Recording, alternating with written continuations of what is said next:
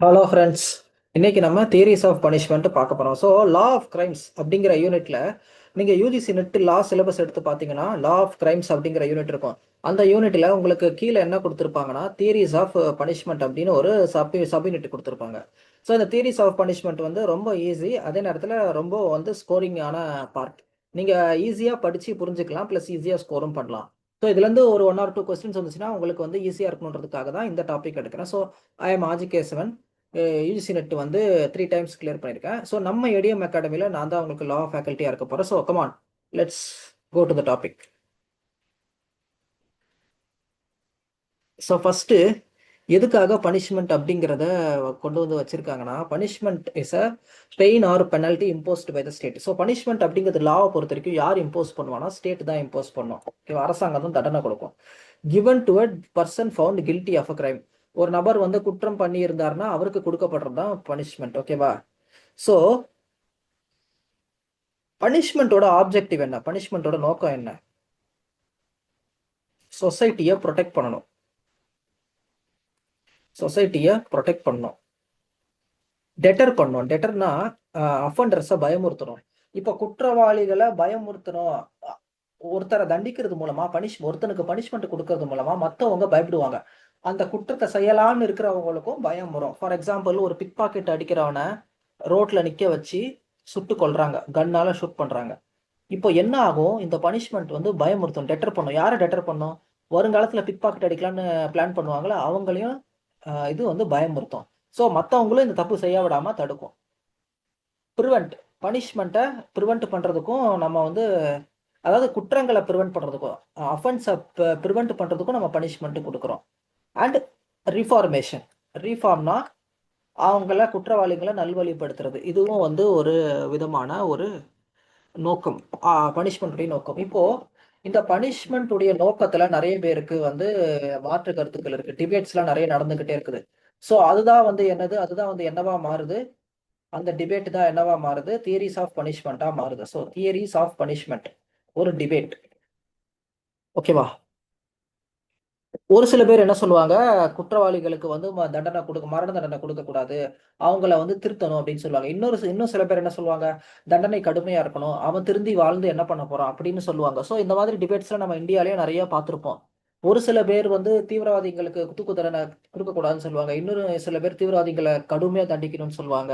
இதுலயே நிறைய கருத்து வேறுபாடுகள் இருக்கு. ஸோ இது வந்து ஹிஸ்டாரிக்கல் இம்பார்ட்டன்ஸ். பனிஷ்மெண்ட் வந்து தியரிஸ் ஆஃப் பனிஷ்மெண்ட் அப்படிங்கிறது இன்னைக்கு நேத்து இல்லை, எப்போத்துல இருந்தோ இருந்துச்சு. மன்னர் கால ஆட்சியிலிருந்தே இருந்துச்சு. ஓகேவா? ஸோ அஃபென்ஸ் பண்ணவன பனிஷ் பண்ணும், அதுதான் வந்து ரொம்ப முக்கியமான இதுவா இருந்துச்சு. ஸோ தியரிஸ் ஆஃப் பனிஷ்மெண்ட்ல இந்த ஸ்லைடுக்கு கூட நமக்கு அவ்வளோ இம்பார்ட்டன்ட் இல்லை.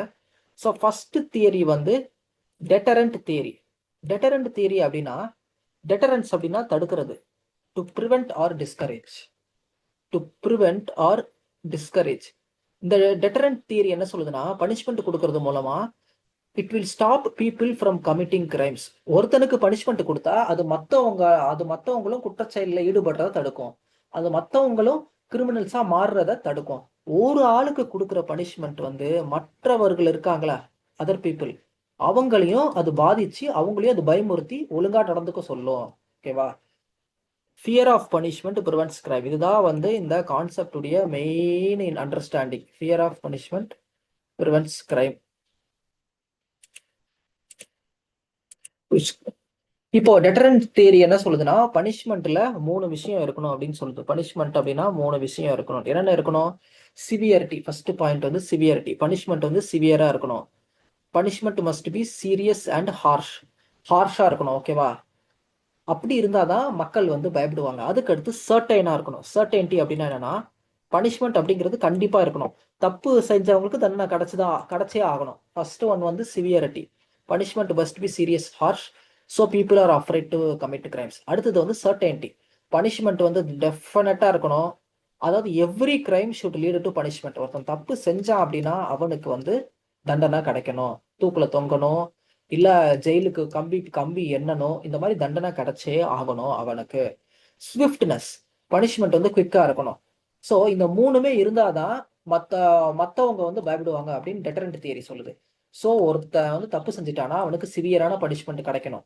அவனுக்கு சர்டனா கண்டிப்பா பனிஷ்மெண்ட் கிடைச்சே ஆகணும். அவனுக்கு வந்து ஸ்விஃப்டா விரைவா பனிஷ்மெண்ட் கிடைக்கணும். இப்ப நம்ம இந்தியாவை எடுத்துக்கோங்களேன். ஒருத்தர் தவறு செஞ்சா அவருக்கு தண்டனை கிடைக்கிறதுக்கு ரொம்ப காலம் ஆகுது. ரொம்ப காலம் ஆனாலும் அந்த அளவுக்கு சிவியரான பனிஷ்மெண்ட் கிடைக்கிறது இல்ல. ஸோ என்னன்னா இந்தியால வந்து ஸ்விஃப்ட்னஸ் இல்ல, சர்டைன்டி இல்ல. கண்டிப்பா அவனுக்கு தண்டனை கிடைக்கும்னு சொல்ல முடியாது. அவன் மேல மேல அப்பீல் பண்ணி தப்பிக்க வாய்ப்பு இருக்கு. சிவியரிட்டியும் இல்ல. இப்போ இந்த மூணுமே இல்லாததால மத்தவங்களுக்கு பயம் வர மாட்டேங்குது.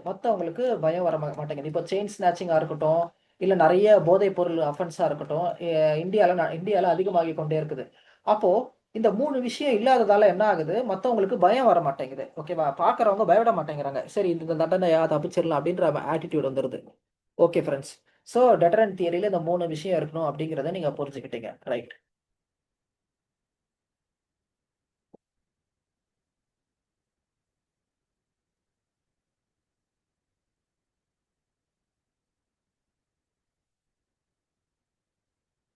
இப்போ டெட்டரன்ட் தியரியோட குறைபாடுகள் என்னன்னா, இத வந்து நெறைய பேர் வந்து இந்த ஹார்ஷா இருக்கு. இந்த தியரி வந்து ரொம்ப ஹார்ஷான பனிஷ்மென்ட்ட குடுக்குது அப்படின்னு சொல்லுவாங்க. அதுக்கப்புறம் எல்லாரும் இந்த டெட்டரன்ட் தியரிய என்ன குறை சொல்லுவாங்கன்னா, எல்லா மக்களுமே வந்து பயப்பட மாட்டாங்க. பனிஷ்மென்ட்ட பார்த்து எல்லாருமே பயப்படுவாங்க. தப்பு செய்யாம இருப்பாங்கன்னு சொல்ல முடியாது அப்படின்னு சொல்றாங்க.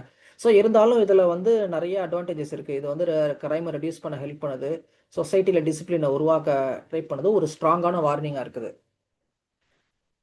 Okay friends. இப்ப நம்ம அடுத்த தியரிக்கு போலாம். அடுத்த தியரி என்ன சொல்லுது அப்டின்ட்டு.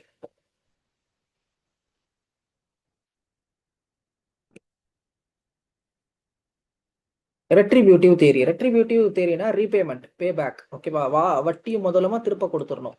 இப்போ ரெட்ரிபியூஷன் அப்டின்னா ரீபேமெண்ட் அப்டின்னு அர்த்தம். ரீபேமெண்ட் ஆர் பே பேக். என்னன்னா ஈவில் ஃபார் ஈவில் டன். ஓகேவா? Punishment is a moral response. An I for an ஐ அப்டின்னு கேள்விப்பட்டிருப்பீங்க. I for an I, tooth for a tooth. இப்போ இந்த ஆப்ரஹாமிக் ரிலிஜனை ஃபாலோ பண்ற கண்ட்ரீஸ், மிடில் ஈஸ்ட் இங்கெல்லாம் வந்து இந்த ரெட்ரிபியூட்டிவ் தியரி வந்து ரொம்ப காமன். ஏன்னா அஃபண்டர் என்ன தப்பு செஞ்சாரோ, அஃபண்டர் வந்து இப்போ ஏ அப்படிங்கிற அஃபண்டர் என்ன பண்றாரு, பி அப்படிங்கிற விக்டிமை கொலை பண்றாரு, மர்டர் பண்றாரு. ஸோ இந்த ரெட்ரிபியூட்டிவ் தியரி என்ன சொல்லுதுன்னா, இந்த அஃபண்டர் என்ன செஞ்சாரோ அதையே இவருக்கு நம்ம திருப்பி கொடுத்துடணும் அப்படின்னு சொல்லுது. இப்போ ஏ வந்து பியை மர்டர் பண்ணா ஏவையும் நம்ம மர்டர் பண்ணணும் அப்படின்னு சொல்றாங்க. ஏன்னா ஜஸ்டிஸ் அப்படிங்கிறது என்ன சொல்லணும், ஜஸ்டிஸ் அப்படிங்கிறது ப்ரொபோர்ஷனேட்டா இருக்கணும் அப்படின்னு இவங்க நம்புறாங்க. ஜஸ்டிஸ் அப்படிங்கிறது ப்ரொபோர்ஷனேட்டா இருக்கணும் அப்படின்னு இவங்க நம்புறாங்க. ஓகே. இதுலயே 3 பிரின்சிபல் இருக்கு. நம்ம அங்க இந்த இதுக்கு டெட்டரன்ட் தியரிக்கு பார்த்த மாதிரி ஃபர்ஸ்ட் ஒன் வந்து டிசர்வ்டு பனிஷ்மெண்ட். அஃபண்டர் வந்து டிசர்வ்ஸ் பனிஷ்மெண்ட். அதாவது தவறு செஞ்சவர் வந்து பனிஷ்மெண்ட்டுக்குரியவர், அவருக்கு தயவதாட்சணியம் காட்டக்கூடாது அப்படின்னு சொல்றாங்க. அதுக்கப்புறம் moral justification. Punishment is morally right. Punishment அப்படிங்கிறது மாரலி கரெக்ட். அதுக்கப்புறம் நோ இன்னோசென்ட் பனிஷ்மெண்ட். இன்னோசென்ட் பீப்புளை பனிஷ் பண்ணக்கூடாது அப்படின்னு சொல்றாங்க. ஓகே ஃப்ரெண்ட்ஸ், அடுத்தது போலாம். ரெட்ரிபியூட்டிவ் தியரி வந்து ஒரு மாரல் ஆர்டரை மெயின்டைன் பண்ண ஹெல்ப் பண்ணும், ஜஸ்டிஸை கொடுக்கும். ஆனா இதுல டிஸ்அட்வான்டேஜ் என்னன்னா, இது வந்து ஒரு ரெவெஞ்ச் ஓரியன்டா கொண்டு போகுது. இது வந்து ரீஃபார்மை பத்தி யோசிக்கிறது இல்ல, குற்றவாளி திருந்தி வாழணும் அப்படிங்கிற கான்செப்ட் பத்தியே இது யோசிக்கிறது இல்ல அப்படின்னு சொல்றாங்க. அதுக்கடுத்து ப்ரிவென்டிவ் தியரி. ப்ரிவென்டிவ் தியரி அப்படிங்கிறது என்னன்னா, ப்ரிவென்ட் பண்ணும், குற்றம் நடக்காம ப்ரிவென்ட் பண்ணும். நீங்க வந்து சில சர்க்கம்ஸ்டன்ஸ்ல பார்த்துருப்பீங்க. இப்போ உங்க சிட்டிக்கோ நீங்க வாழ்ற இடத்துக்கோ பெரிய பெரிய அபிஷியல்ஸ், அதாவது பிரசிடென்ட், கவர்னர் இவங்கெல்லாம் விசிட் பண்ண போறாங்க அப்படின்னா, அங்க இருக்கிற ரவுடிங்கெல்லாம் போலீஸ் என்ன பண்ணுவாங்க, பிடிச்சிட்டு போய் ஒரு இடத்துல அடைச்சு வச்சிருவாங்க. இது வழக்கமா நடக்கிறது தான். பிடிச்சிட்டு போய் ஜெயில போட்டுருவாங்க, சும்மா தற்காலிகமா. இது வந்து ப்ரிவென்ட் பண்றது. அஃபண்டர் இருக்கான அஃபண்டரை கண்ட்ரோல் பண்றது. அஃபண்டரை கண்ட்ரோல் பண்ணி குற்றங்கள் நடக்காம ப்ரிவென்ட் பண்றது. எப்படி பண்றாங்க? Stop the criminal. கிரிமினலை ஸ்டாப் பண்ணிட்டா நம்ம கிரைமை ஸ்டாப் பண்ணிடலாம். Keep offender away from society. ஓகேவா? அவனை வந்து சொசைட்டிலேருந்து நம்ம தூரமாக வச்சுட்டாலே என்ன ஆகும், அவன் வந்து குற்றத்தை பண்ண முடியாது. இப்போ அந்த காலத்துலலாம் என்ன பண்ணுவாங்க, திருடனை கண்ட்ரோல் பண்ணோம் அப்படின்னா திருடனோட கையை வெட்டி விட்டுருவாங்க, அவனால திருடவே முடியாது அப்படின்னு சொல்லி. ஸோ இந்த மாதிரி ப்ரிவென்டிவ் தியரி அப்படின்னு ஒரு தியரி இருக்கு. ஸோ ப்ரிவென்டிவ் தியரி எப்படிலாம் ஒர்க் பண்ணுதுன்னா, இதுக்கு ஒரு 3 பிரின்சிபல்ஸ் இருக்கு. ஃபியர், குற்றவாளிகள் மத்தியில் ஃபியரை உண்டாக்கணும். டிசேபிள்மெண்ட், நான் சொன்னல டிசேபிள்மெண்ட்னா ஒரு திருடனுக்கு, ஒரு குற்றவாளிக்கு எபிலிட்டி இருக்கு. குற்றங்கள் செய்யறதுக்கான எபிலிட்டி இருக்கு. ஆனா நம்ம என்ன பண்ணணும், டிசபிலிட்டியை உண்டாக்கிடணும். ஃபார் எக்ஸாம்பிள் அவனுடைய பேங்க் அக்கவுண்ட் எல்லாம் வந்து பிளாக் பண்ணி விட்டுறணும். அவனுடைய ஆதார் கார்டு இதெல்லாம் வந்து எல்லா இடத்துலயும் கொடுத்து வச்சிடணும். ஸோ அவன் திருடின பொருளை விற்க போனா கூட அவன் மாட்டிப்பான். ஸோ இந்த மாதிரி அதே மாதிரி அந்த காலத்துல என்ன பண்ணாங்க, கையை காலை வெட்டிட்டு இருந்தாங்க. ஏன்னா அவனை டிசேபிள் பண்ணணும் அப்படின்னா. அதுக்கப்புறம் அவேர்னஸ், சொசைட்டிக்கு அவேர்னஸ் கொடுக்கணும். இது வந்து கொஞ்சம் ஓரளவுக்கு ஃபார்வர்டு லுக்கிங் தியரியா இருந்துச்சு. ஆனா இதுவுமே வந்து it may ignore reform. Reform அப்படிங்கிறத இக்னோர் பண்ணிட்டு இருந்துச்சு. அதுக்கடுத்து ரீஃபார்மேட்டிவ் தியரி. இதுதான் வந்து ரொம்ப முக்கியமான தியரி. இந்த தியரியோட மெயின் அட்வொகேட் யாருன்னா மகாத்மா காந்தி. மகாத்மா காந்தி என்ன சொன்னார்னா,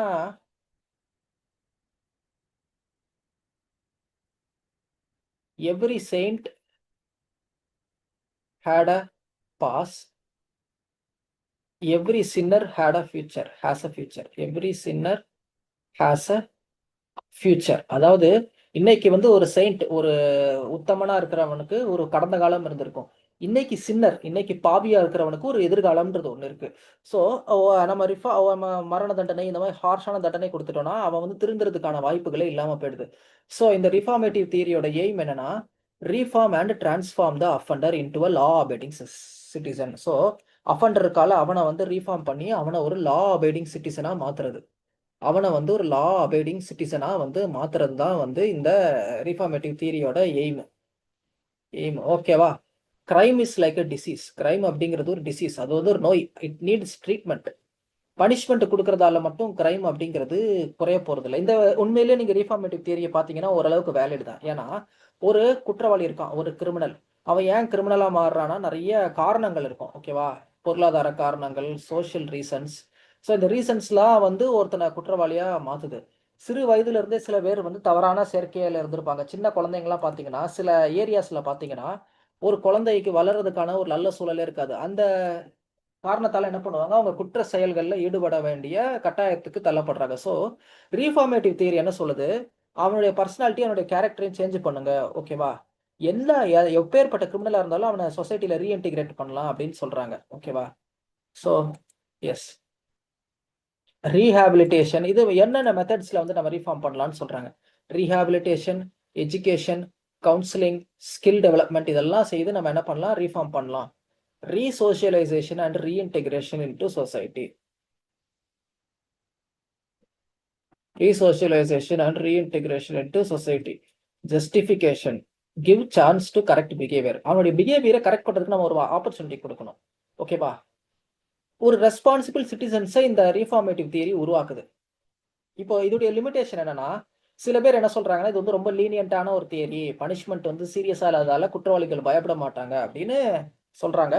ஸோ நம்ம என்ன சொல்றோம்னா, எல்லா தியரியுமே வந்து இம்பார்ட்டன்ட் தான். எந்த தியரியுமே வந்து இந்த தியரி தான் பெருசு அப்படின்னு கிடையாது. ஒரு காம்பினேஷன் ஆஃப் தியரிஸை ஃபாலோ பண்ணோம். அடுத்தது காம்பன்சேஷன் எக்ஸ்பியேட்டரி தியரி.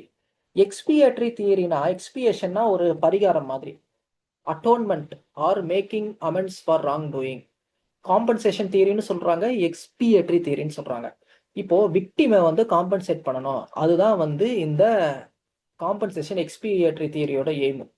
ஸோ ஒரு அஃபண்டர் ஒரு அஃபென்ஸ் பண்ணிட்டாரு, அதால ஒரு விக்டிம் ஒரு பாதிக்கப்பட்டிருக்காங்க அப்படின்னா விக்டிமோட நிலைமையை இம்ப்ரூவ் பண்ணி விக்டிமோட நிலைமையை பழையபடி கொண்டு வரது வந்து ஒரு மாரல் ரெஸ்பான்சிபிலிட்டி. யாரோட மாரல் ரெஸ்பான்சிபிலிட்டி? அஃபண்டரோட மாரல் ரெஸ்பான்சிபிலிட்டி. இந்த தியரியோட ஐடியா என்னன்னா, offender must repair the damage ton.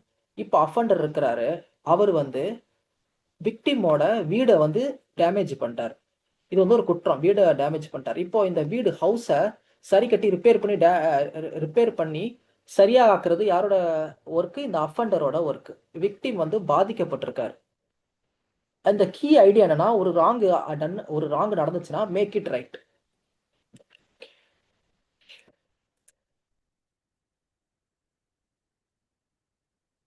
இது வந்து based on repentance and forgiveness. ரிப்பன்டன்ஸ்னா அது நினைச்சு வருந்துறது, செஞ்ச தப்ப நினைச்சு வருந்துறது, and forgiveness. So offender must compensate victim. என்ன சொல்றாங்க? திரும்பவும் அதை தான் சொல்றாங்க. அஃபென்ஸ் பண்ணிட்டியா, உன்னால ஒரு விக்டிம் பாதிக்கப்பட்டிருக்காங்களா, அந்த விக்டிமுக்கு நீ காம்பன்சேட் பண்ணு. ஓகேவா? இது வந்து ஒரு விக்டம் சென்டர்டு அப்ரோச். ஓகேவா? சீரியஸான கிரைம்ஸ்க்கு இந்த தியரி வந்து சூட்டபுளா இருக்காது. இப்போ சில பேர் என்ன பண்ணுவாங்க, கொலை பண்ணிட்டு நான் அவங்க குடும்பத்துக்கு நான் பணம் தரேன் அப்படின்னு சொல்லுவாங்க. ஸோ இந்த மாதிரி தியரிஸ்லாம் வந்து சீரியஸான கிரைம்க்கு சூட்டபிளா இருக்காது. ஆனாலும் இப்போ இந்த தியரிஸ கொஞ்சம் கொஞ்சமா இன்டிகிரேட் பண்றாங்க நம்ம லீகல் சிஸ்டத்துக்குள்ள. Okay, questions.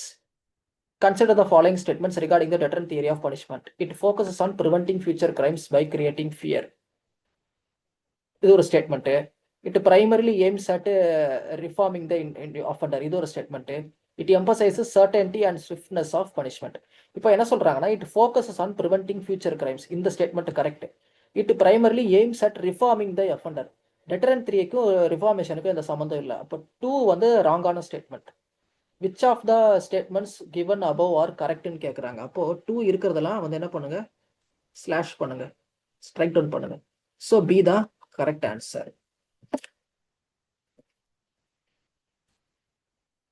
Which of the one following best describes the retributive theory of punishment? Punishment should reform the offender. Punishment should deter society. Punishment should be proportionate to the crime.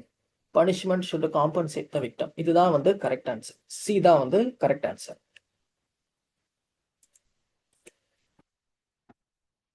Consider the statements regarding the reformative theory.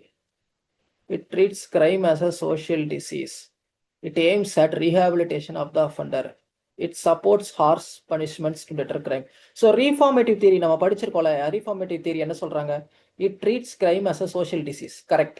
It aims at rehabilitation, மறுவாழ்வு of the offender. Rehabilitation னா மறுவாழ்வு. Yes. It supports harsh punishment.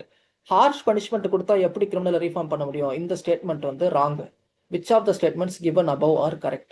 இப்போ third statement wrong. அப்போ third statement இருக்கிறதெல்லாம் eliminate பண்ணுங்க. A is the correct answer. Okay friends, நம்ம ATM அகாடமியில் paper 1 and paper 2க்கு கிராஷ் கோர்ஸ் கண்டக்ட் பண்ணிட்டு இருக்கோம். ஸோ இந்த கிராஷ் கோர்ஸோட ஒரு மாபெரும் ஸ்பெஷாலிட்டி என்னன்னா, நீங்கள் வீட்டில் உட்காந்துக்கிட்டே எல்லா வீடியோஸையும் பார்த்துடலாம். உங்களுக்கு கிளாஸஸ், ரெக்கார்டட் கிளாஸஸ் அவைலபிளாக இருக்கும். நீங்கள் அதை பார்த்துக்கலாம்.